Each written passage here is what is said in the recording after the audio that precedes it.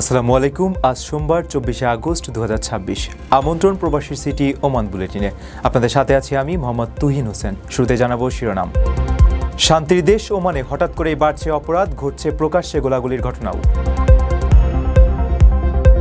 মালয়েশিয়ায় কর্মী পাঠাতে এজেন্সির তালিকা প্রকাশ, সিন্ডিকেট তৈরির আশঙ্কা বাইরার।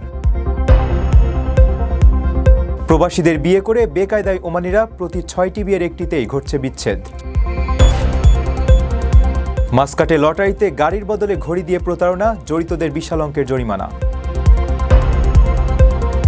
ভিক্ষাবৃত্তি ঠেকাতে ওমানের কঠোর আইন, অমান্য করলেই কঠোর শাস্তির হুঁশিয়ারি। অভাবনীয় রূপে দেখা মিলল কাতারের আমিরের, সাধারণের ভিড়ে ফুটপাতে বসেই আড্ডা। দর্শক, দেখছিলেন শিরোনাম, এবারে পুরো খবর। ওমানের সেরা রেট দিচ্ছে বাংলাদেশি প্রতিষ্ঠান গালফ এক্সচেঞ্জ। প্রিয়জনকে টাকা পাঠাতে আজই আসুন আমাদের যে কোনো ব্রাঞ্চে অথবা কল করুন স্ক্রিনে দেয়া নাম্বারে। গালফ এক্সচেঞ্জ, বাংলাদেশিদের প্রিয় এক্সচেঞ্জ। শান্তিপূর্ণ দেশ ওমানে হঠাৎ করেই অপরাধ ও সহিংসতার মাত্রা অনেকটা বেড়েছে। সম্প্রতি ইবরা শহরে প্রকাশ্যে গোলাগুলির ঘটনার পর উদ্বেগ জন্মেছে জনমনে। পাশাপাশি গত এক বছরে দেশটিতে অপরাধের মাত্রা প্রায় 15% বেড়েছে বলেও জানিয়েছে জাতীয় পরিসংখ্যান বিভাগ। তথ্য বলছে, মোট অপরাধের 42%ই ঘটছে রাজধানী মাসকাটে, এবং চুরি বা জালিয়াতির মতো অপরাধের হার সেখানে সবচেয়ে বেশি। মধ্যপ্রাচ্যের অন্যতম শান্তিপূর্ণ দেশ হিসেবে পরিচিত ওমানের সাম্প্রতিক কিছু ঘটনা জনমনে নতুন করে উদ্বেগের জন্ম দিয়েছে। বিশেষ করে ইবরা শহরের আল হাইমাই এলাকায় পূর্বশত্রুতার জেরে প্রকাশ্যে গুলি করে একজনকে হত্যা এবং দুজনকে আহতের ঘটনাটি দেশটিতে এক বিরল দৃষ্টান্ত। পুলিশ দ্রুত সন্দেহভাজনকে গ্রেপ্তার করে আইনি ব্যবস্থা নিলেও প্রকাশ্য দিবালোকে এমন সহিংসতা সাধারণ নাগরিকদের ভাবিয়ে তুলেছে। বিচ্ছিন্ন এই ঘটনার পাশাপাশি ওমানের সার্বিক অপরাধ পরিস্থিতির সাম্প্রতিক পরিসংখ্যানও কিছুটা উদ্বেগজনক।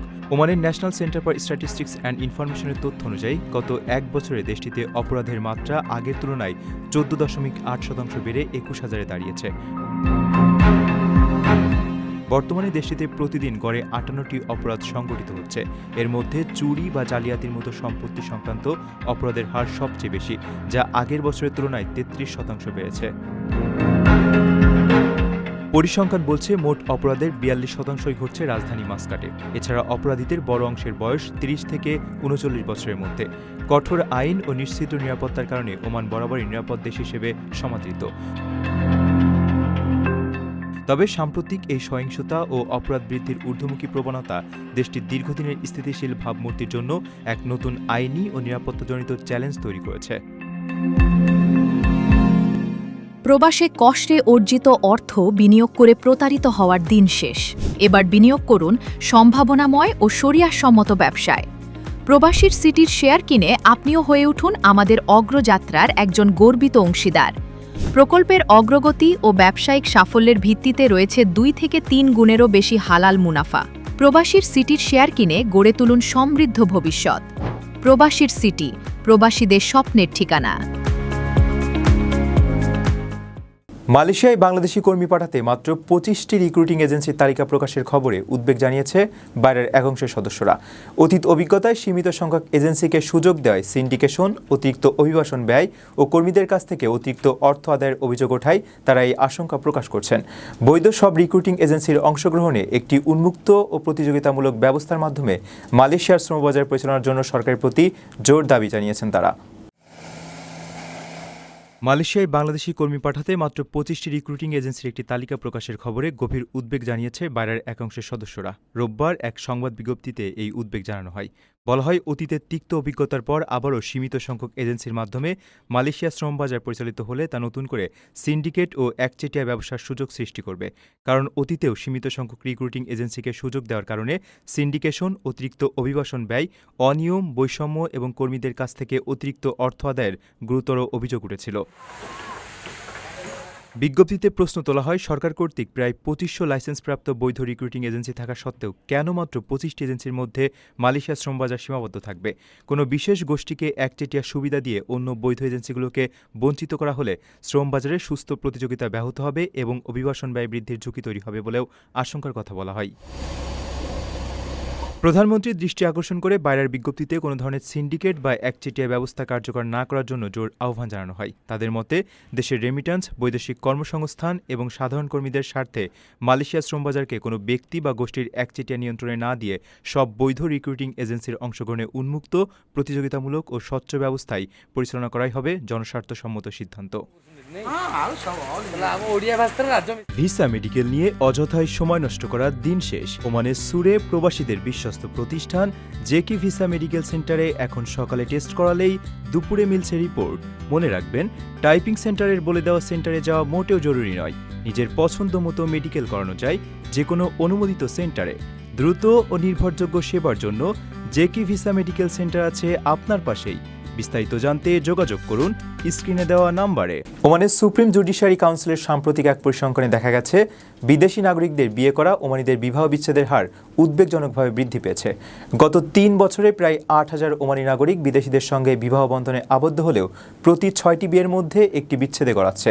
বিবাহ বিচ্ছেদের এই উচ্চ হারের কারণে দাম্পত্য জীবনের সংকট মোকাবেলায় প্রতিরোধমূলক কর্মসূচি হাতে নিয়েছে দেশটির সামাজিক উন্নয়ন মন্ত্রণালয়।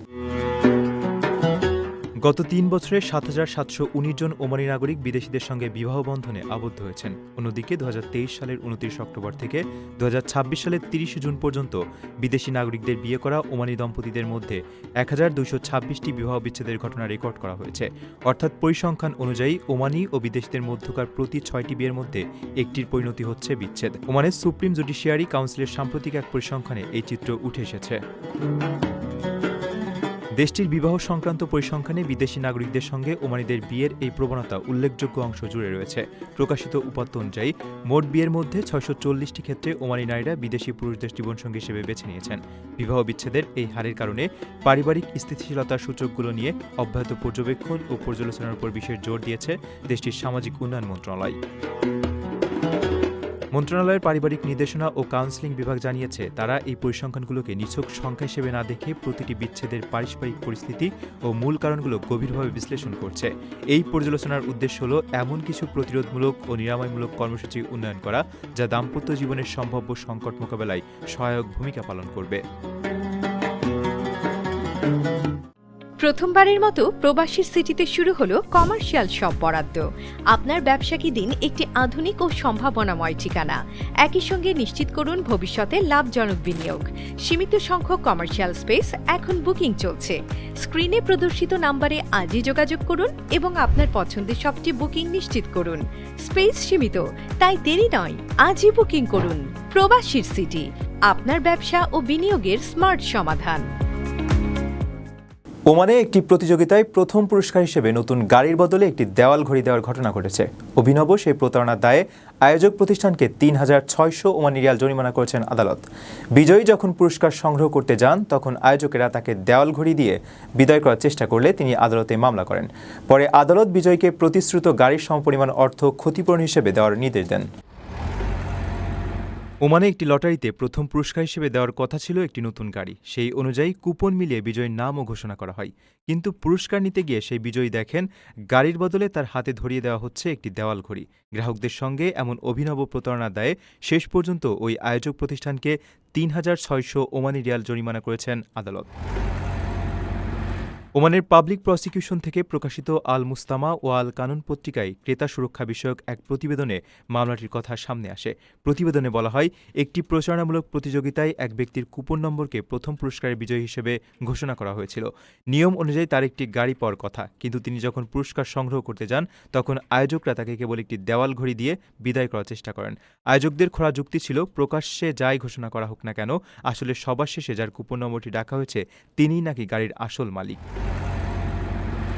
আয়োজকদের এমন হাস্যকর ও প্রতারণামূলক আচরণের বিরুদ্ধে মাসকাটের আপিল আদালতের বাণিজ্যিক বেঞ্চে আইনি লড়াই শুরু করেন ওই বিজয়ী।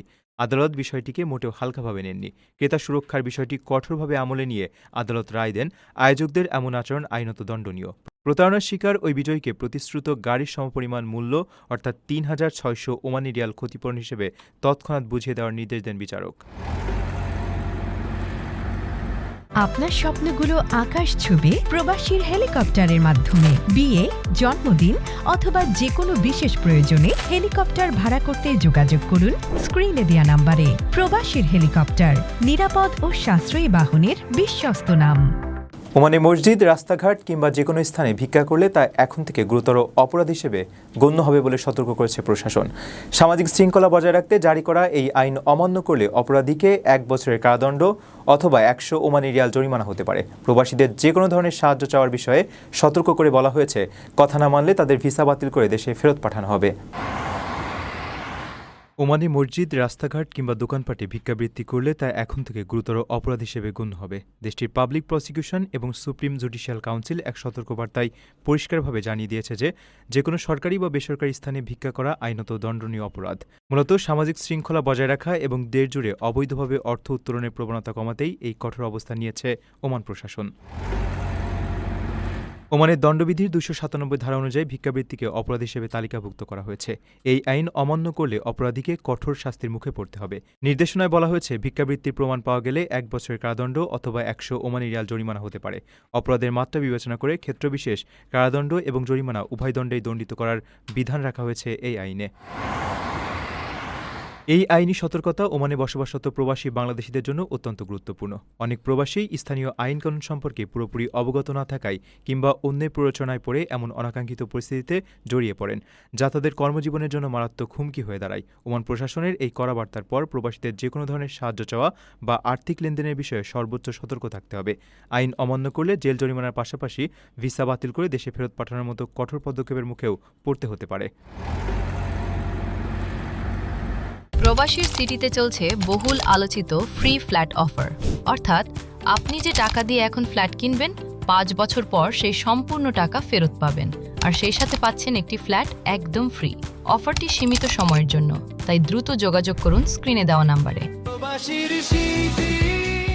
বিশ্বের অন্যতম প্রভাবশালী রাষ্ট্রপ্রধান কাতারের আমির Sheikh Tamim bin Hamad Al Thani, তবুও সাধারণ মানুষের মতোই তাকে প্যারিসের রাস্তায় বসে কফি খেতে দেখা গেছে। সামাজিক যোগাযোগ মাধ্যমে ভাইরাল হওয়া ভিডিওতে তাকে ক্যাজুয়াল পোশাকে আড্ডায় মেতে থাকতে দেখা যায়। আমিরের এমন নিরহংকারী ও সাদামাটা জীবনযাপনের দৃশ্য নেটিজেনদের ব্যাপক প্রশংসা কুড়াচ্ছে। বিশ্বের অন্যতম প্রভাবশালী রাষ্ট্রপ্রধান হয়েও সাধারণ মানুষের মতো রাস্তার ধারের এক ক্যাফেতে সময় কাটাচ্ছেন কাতারের আমির Sheikh Tamim bin Hamad Al Thani. সম্প্রতি এমনই একটি দৃশ্য সামাজিক যোগাযোগ মাধ্যমে রীতিমতো ঝড় তুলেছে। ভিডিওতে দেখা যায় রাজকীয় কড়া নিরাপত্তা বলয় বা ভিআইপি লাউঞ্জের আভিজাত্য এড়িয়ে প্যারিসের একটি উন্মুক্ত ক্যাফেতে বসে কফি উপভোগ করছেন তিনি। চোখে রোদ চশমা আর ক্যাজুয়াল পোশাকে থাকা কাতারের আমিরকে খুব স্বাভাবিকভাবে পথচারীদের সঙ্গেও মিশতে দেখা যায়। তবে নেটিজেনদের আগ্রহের কেন্দ্রবিন্দুতে কেবল আমিরের এই সাধারণ জীবনযাপনই ছিল না, তার সঙ্গীর উপস্থিতিও কৌতূহল বাড়িয়েছে বহুগুণ। ভিডিওতে দেখা যায় আমিরের সঙ্গে একই টেবিলে বসে খোশগল্পে মেতেছেন মরক্কো জাতীয় ফুটবল দলের স্বনামধন্য কোচ ওয়ালিদ রেগরাগুই।